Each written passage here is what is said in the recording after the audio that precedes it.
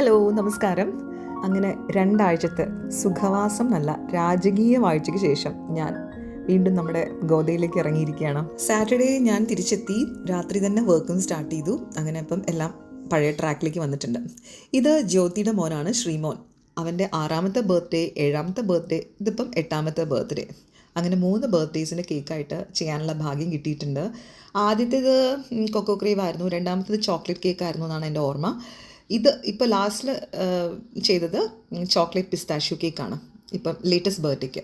അങ്ങനെ 2 ആഴ്ചത്തെ കോഴിക്കോട് ജീവിതത്തെ പറ്റി അവലോകനം ചെയ്യുകയാണെങ്കിൽ എല്ലാവരും കൂടെ തലങ്ങും വിലങ്ങും നന്നായിട്ട് നോക്കിയതുകൊണ്ട് ഈ 2 ആഴ്ച കൊണ്ട് ഏകദേശം 3 കിലോ ഞാൻ കൂടിയിട്ടുണ്ട്. ഇങ്ങനെ കണ്ണടച്ച് തുറക്കുമ്പോഴത്തേക്ക് 3 കിലോ ഒക്കെ കൂട്ടാനുള്ള കഴിവ് എനിക്കും എന്നെപ്പോലെ വളരെ കുറച്ച് പേർക്കൊക്കെ ഉണ്ടാകുമായിരിക്കും അല്ലേ. പക്ഷേ ആരാണെങ്കിലും കോഴിക്കോട് ഒരു ദിവസം ഒന്ന് പോയി വരികയാണെന്ന് വെച്ചാൽ തന്നെ ഒരു 1/2 കിലോ കൂടാണ്ട് തിരിച്ചു വരുന്നുണ്ടാവില്ല. അവിടെ അശോകപുരത്തൂടെയും ബീച്ച് കൂടെയൊക്കെ ഒന്ന് കറങ്ങാച്ചാൽ തന്നെ ഒട്ടും കഴിക്കാത്ത ആൾക്കാരാണെങ്കിൽ പോലും 2-3 ഇടത്തെങ്കിലും കയറി ഇറങ്ങാണ്ടിരിക്കില്ല. ഓരോ തവണ പോകുമ്പോഴും പുതിയ പുതിയ സ്ഥലങ്ങളാണ് നമ്മളെ കാത്തിരിക്കുന്നത്. ഇതൊക്കെ പോരാഞ്ഞിട്ട് അച്ഛൻ്റെയും അമ്മയുടെയും വക വേറെ. ഇവിടെ കൊച്ചിയിലേക്ക് വരുമ്പോഴും എനിക്കിഷ്ടമുള്ള കാര്യങ്ങളൊക്കെ അവിടെ നിന്ന് അവർ കൊണ്ടുവരും.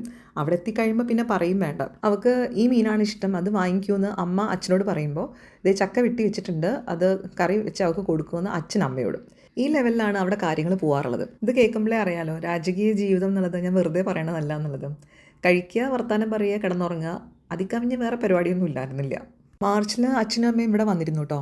അപ്പം ഞാൻ വളരെയധികം കഷ്ടപ്പെട്ടിട്ട് ഒരു 3-4 കിലോ കുറച്ച് ഇങ്ങനെ സന്തോഷിച്ച് വരികയായിരുന്നു. എന്നെ കണ്ടപ്പോഴത്തേക്കും അമ്മ തുടങ്ങി, എന്താടി ഇത്, ക്ഷീണിച്ചു പോയല്ലോ, കഴുത്തിൻ്റെ എല്ലൊക്കെ കാണാൻ തുടങ്ങി, നീ കഴിക്കണമെന്നില്ല, ഏത് സമയവും ജോലിയാണോ എന്നൊക്കെ പറഞ്ഞിട്ട്. നമ്മൾ എത്ര ഡയറ്റ് എന്നൊക്കെ പറഞ്ഞാലും അമ്മയ്ക്കത് പട്ടിണിയാണ്.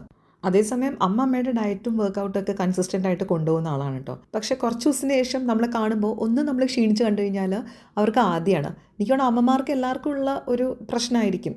അപ്പോൾ അവർ നമ്മുടെ ഹെൽത്തിനെ പറ്റി ഭയങ്കര വറീഡാണ്. എൻ്റെ അമ്മ എപ്പോഴും പറയും ഹെൽത്തി ആയിട്ടിരിക്കണം, അതിന് നല്ല ഉറക്കം വേണം, നല്ല ഭക്ഷണം മോഡറേറ്റ് ആയിട്ട് കഴിക്കണം എന്നൊക്കെ പറയുന്ന ആളാണെങ്കിലും കുറേ നാളിന് ശേഷം കാണുമ്പോൾ ഒന്ന് മെലിഞ്ഞ് കാണുമ്പോഴത്തേക്കും ഭയങ്കര ആദ്യമാണ്, എന്ത് പറ്റി എന്നുള്ള ഒരു ചോദ്യമാണ്. എന്നിട്ട് പോകുമ്പോഴത്തേക്കും എന്നെ അമ്മയ്ക്ക് ആഗ്രഹമുള്ള രീതിയിൽ ഒന്ന് മിനുക്കിയിട്ടേ പോകാറുള്ളൂ.